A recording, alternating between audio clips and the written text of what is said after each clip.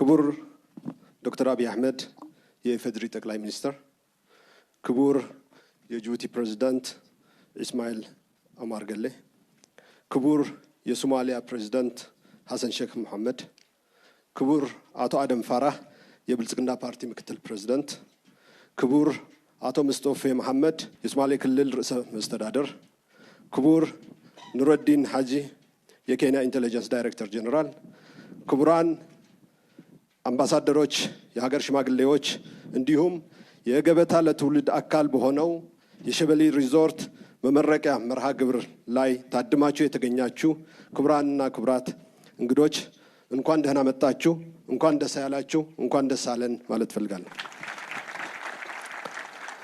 በምስራቁ የሀገራችን ክፍል ሌላ ተጨማሪ መስህብ ይሆን ዘንድ በገበታ ለትውልድ የታቀደውን ይህንን ፕሮጀክት ለመገንባት ኃላፊነት እንድወስድ ብሎም ከሶማሌ ሕዝብና መንግስት ጋር በቅርበት እንድሰራ ይህንን ታሪካዊ እድል ለሰጡኝ ለክቡር ጠቅላይ ሚኒስትር ዶክተር አብይ አህመድ ምስጋናዬን እንዳቀርብ ይፈቀድልኝ።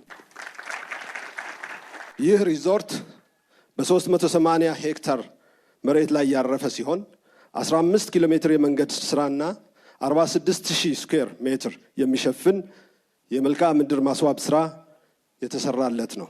ሪዞርቱ የጋራ መጠቀሚያ አገልግሎት መስጫ ማዕከላቱን ስንመለከት ሪዞርቱን የእንግዳ መቀበያ ማዕከል፣ ሱቆች፣ ባህላዊና ዘመናዊ ምግብ ቤቶች፣ መሰብሰቢያ አዳራሾች፣ አምፊቲያትሮች እንዲካተቱለት ተደርገዋል። በተጨማሪም 150 ሰው የሚይዝ ዘመናዊ መሰብሰቢያ አዳራሽ፣ የተሟላ የወንድና ሴት ስፓ፣ የስፖርት ማዘውተሪያ ቦታዎች፣ የውበት ሳሎን፣ 3 መዋኛ ገንዳዎች እንዲሁም የህፃናት መጫወቻ ያሉት ሲሆን የሶማሌን ህዝብ የኑሮ ዘዬ እና አኗኗር ሊያሳዩ የሚችሉ ባህላዊ ግንባታዎችን እና የህንፃ ዲዛይኖች ታሳቢ ተደርገው ተገንብተዋል። በተጨማሪም የፕሮጀክቱ አካባቢ አረንጓዴና በሂደትም ጫካ ለማድረግ በማቀድ በባለፉት 2 ዓመታት ከ150 ሄክታር በላይ የሚሸፍኑ 360,000 የተለያዩ ችግኞች የተተከሉ ሲሆን ከ20,000 በላይ የፍራፍሬዎች ፍሩት ፓርክ እንዲኖረውም ተደርገዋል።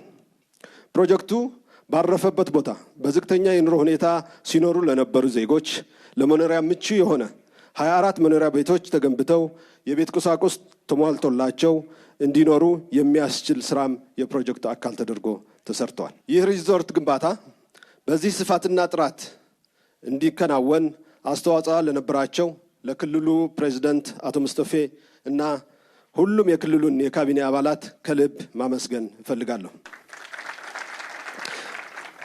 በዚህ ስራ ከጅማሬው አብረውኝ ለሰሩ የስራ ባልደረቦቼና የፕሮጀክት አመራሮች በተለይም አቶ አህመድ እና የፕሮጀክት ቲሙ፣ በፕሮጀክቱ ግንባታ የተሳተፋችሁ የተቋራጭና ንዑስ ተቋራጮች፣ አማካሪ ድርጅቶች፣ በዚህ ሪዞርት ግንባታ በግል ኢንቨስትመንት የተሳተፈው የፍሪዳ ሀገር በቀል ተቋም ባለቤት አቶ ዮናስ እና በአጠቃላይ በሸበሌ ሪዞርት ግንባታ የተሳተፋችሁ የደገፋችሁ የክልል እና የፌዴራል ተቋማት እንዲሁም የአካባቢ ነዋሪዎች ላደረጋችሁት ድጋፍ ሁሉ ከልብ ማመስገን እፈልጋለሁ።